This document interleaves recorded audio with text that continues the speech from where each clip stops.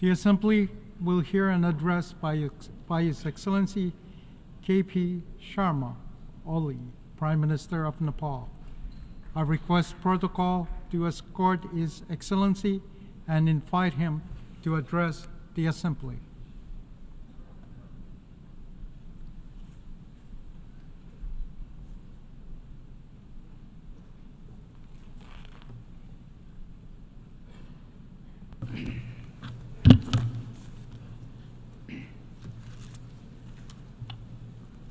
Mr. President, Your Excellencies, the heads of state and government, Mr. Secretary General, distinguished delegates, ladies and gentlemen. I stand here as a humble representative of 30 million proud Nepali people. At the very outset, allow me to extend my sincere congratulations to you, Mr. President, and distinguished members of the Bureau on your well-deserved elections. I would also like to reaffirm Nepal's full support as you undertake the important responsibilities entrusted to you. We extend our deepest appreciation to His Excellency, Mr. Denis Francis, and the outgoing president, for his commendable leadership in successfully guiding the 78th session of the Assembly. Our highest accolades are due to the Secretary General, Mr. Antonio Guterres, for his tireless dedication to reinforcing multilateralism and tackling global challenges. I fondly recall your visit to Nepal last year, Mr. Secretary General, and your message of peace from the sacred birthplace of Gautam Buddha, and the message of climate catastrophe of mountains from the Everest region. Mr. President, the world is at a watershed moment in history.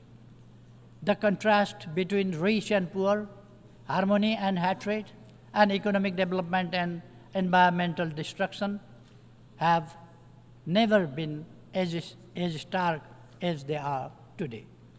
Both people and planet stand on the brink of climate catastrophe. Geographical rivalries are resurging.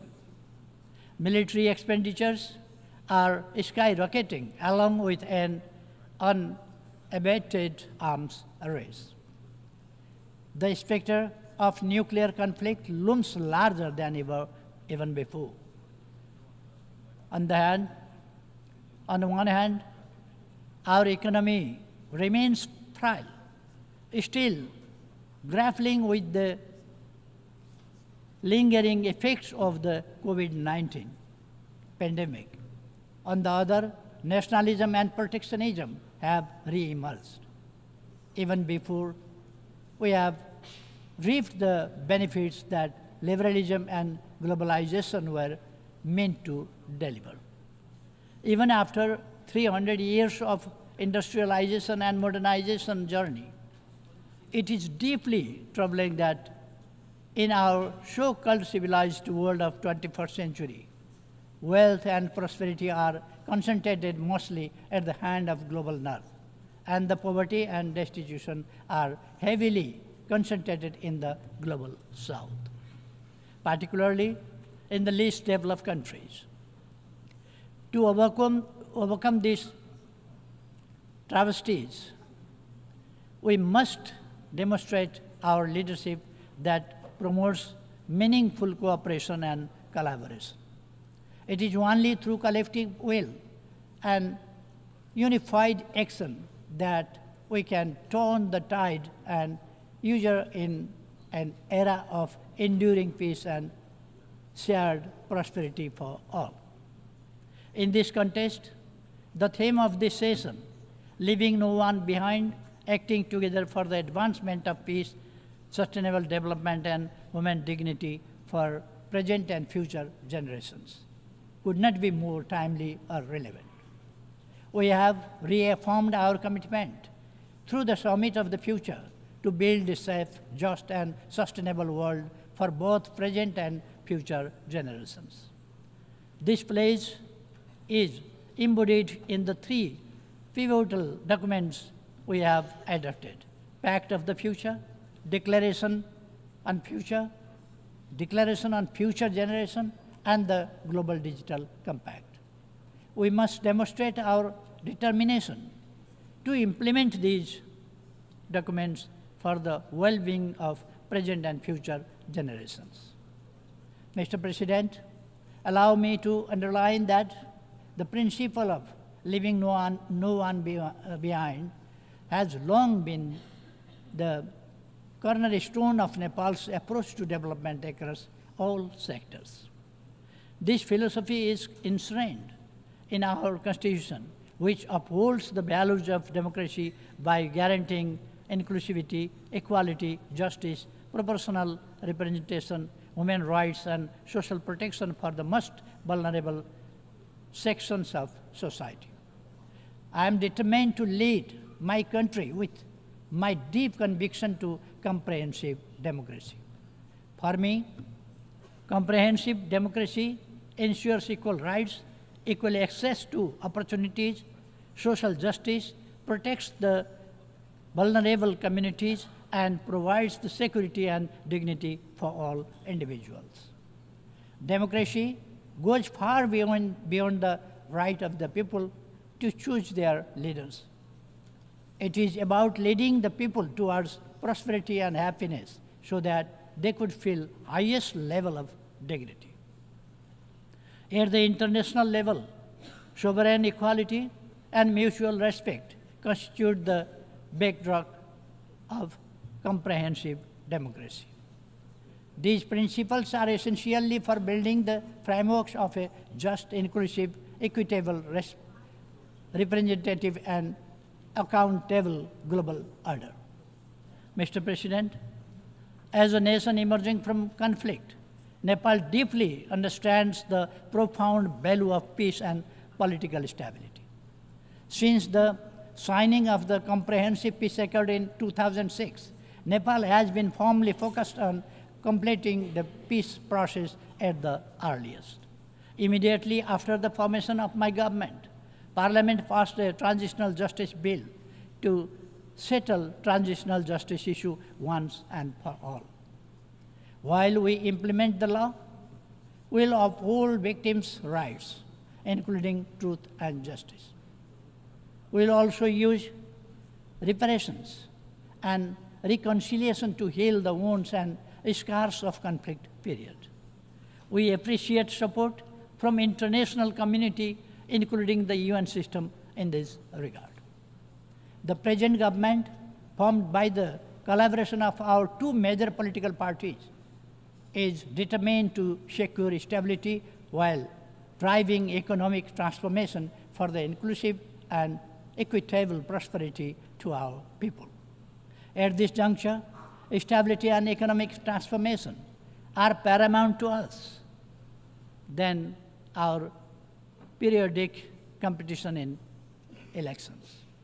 We have dedicated ourselves to realizing our national aspiration, prosperous Nepal, happy Nepali. Nepal will be graduating from its LDC status by 2026.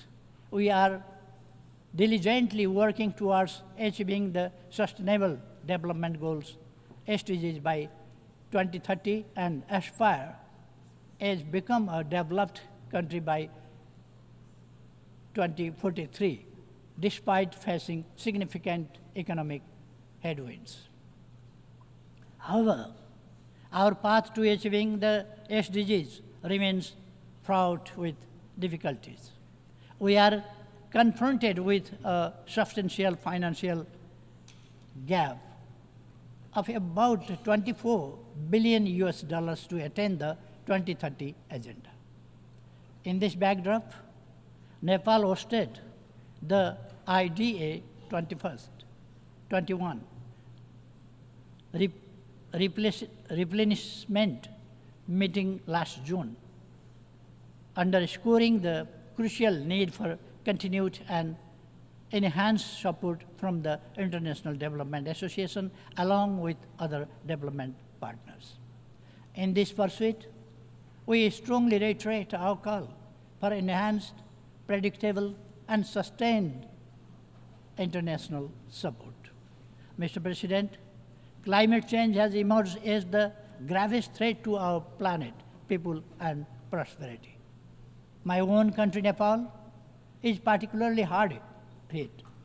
We stand as one of the most vulnerable nations to climate change and are ranked as the 20th most disaster-prone country in the world.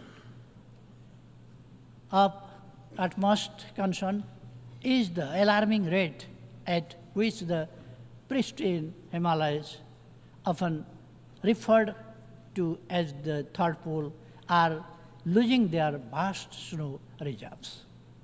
This loss threatens water availability for billions of people living downstream, extending far beyond the borders of my country. Nepal has usually been contributing to the health of our planet through its forests, mountains, and rivers. Yet, despite these efforts, we continue to bear the brunt of climate change. In this context, we call for climate justice. Our mountains play a crucial role in regulating the climate and ecosystem of oceans with their snow-fed rivers flowing down to the oceans. Nepal's Himalayas, as a natural climate stabilizer, help maintain a cooling system in a region situated in the hottest zone of the planet between the Tropic of Cancer and Capricorn. Given their significance, it is essential that the mountain agenda should receive the due attention in climate negotiations. Nepal is steadfast in its commitment to the Paris Agreement and aims to achieve net zero target by 2045, 5 years earlier than global target. As climate change is a global challenge, it demands global action and collaborative efforts to address its widespread and cascading impacts. Adequate climate financing, including loss and damage fund, is crucial to support climate resilient measures and infrastructure for adaptation in developing countries, not least in LDCs. Mr. President, Nepal's land is blessed with the wisdom of enlightened great sages from both the Hindu and Buddhist faith, particularly the teachings of Gautam Buddha. This profound legacy has shaped our worldview to seek global harmony, peace, and security. The values of love, harmony, tolerance, and empathy, as espoused by Gautam Buddha, hold even greater relevance today than they did over 2,500 years ago. But to our deep dismay, the world is increasingly distressed by division, suspicion, hatred, and enmity.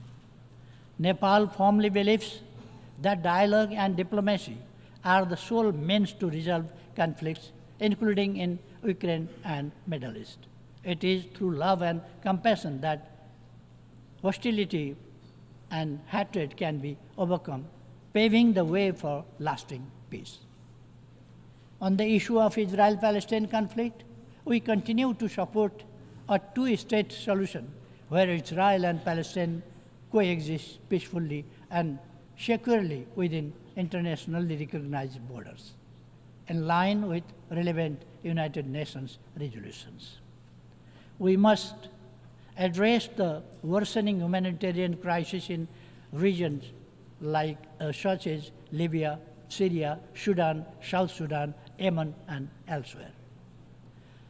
It is vital to uphold the principles of sovereign equality, non-interference as enshrined in the UN Charter, to ensure peace and stability, Consequently, the sternly oppose, we sternly oppose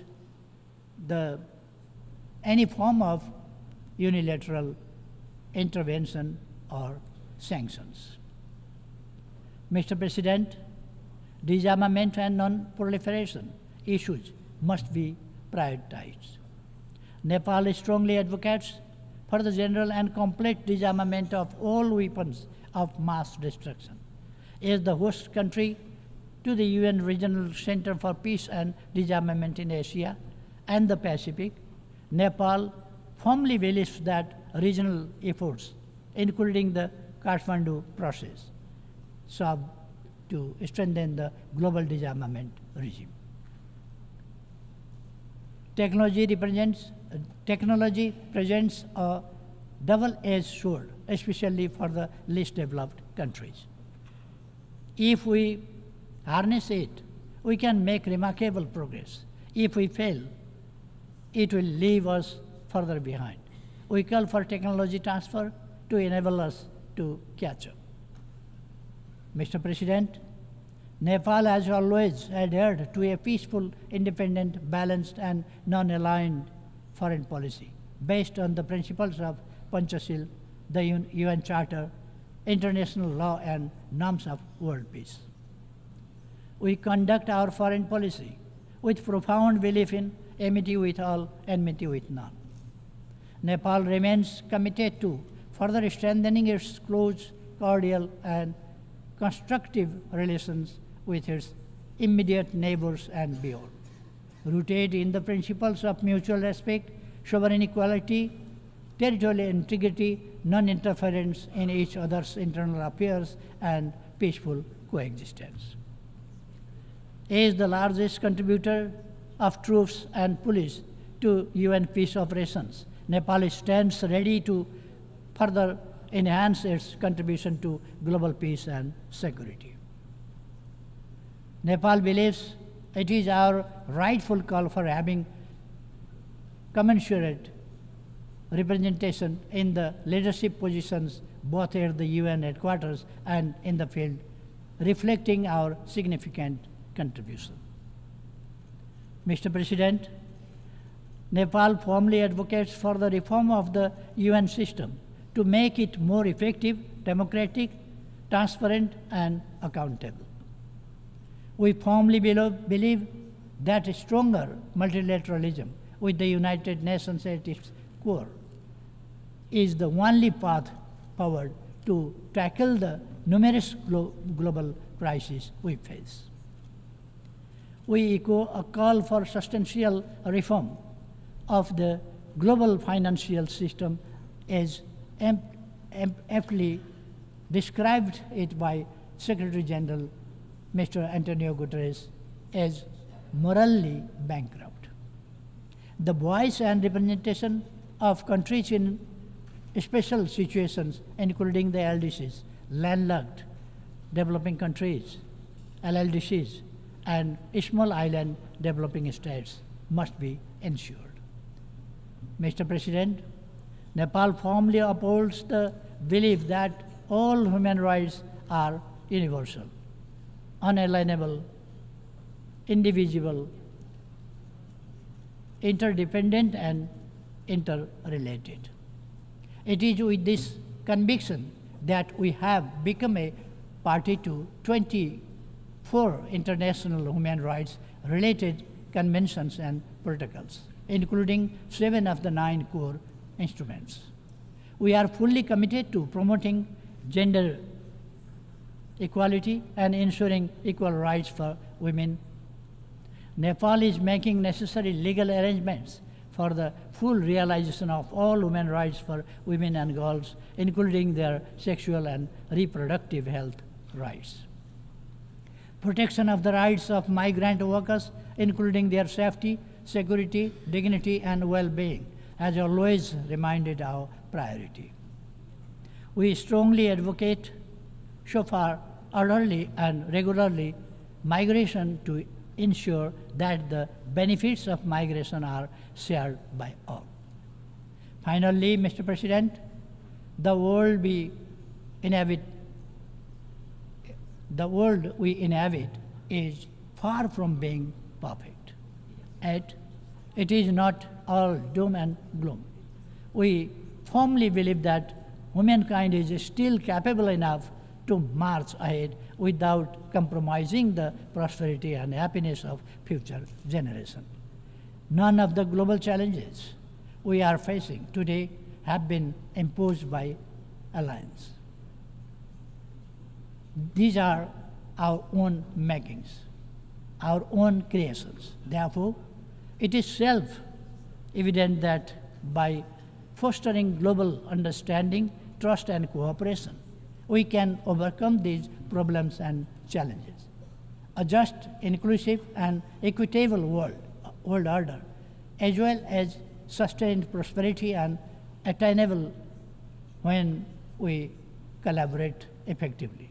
Let me resonate the wisdom of our ancient text, the Maha Upanishad, from around the 6th century BC, Vasudhaiva Kutumbakam, meaning the whole world is one family. We not only hold this philosophy dearly, but we also act it on our everyday life. With this constant conviction, Nepal is committed to playing its role to secure our shared aspiration of enduring peace, progress, and prosperity while leaving no one behind. Thank you.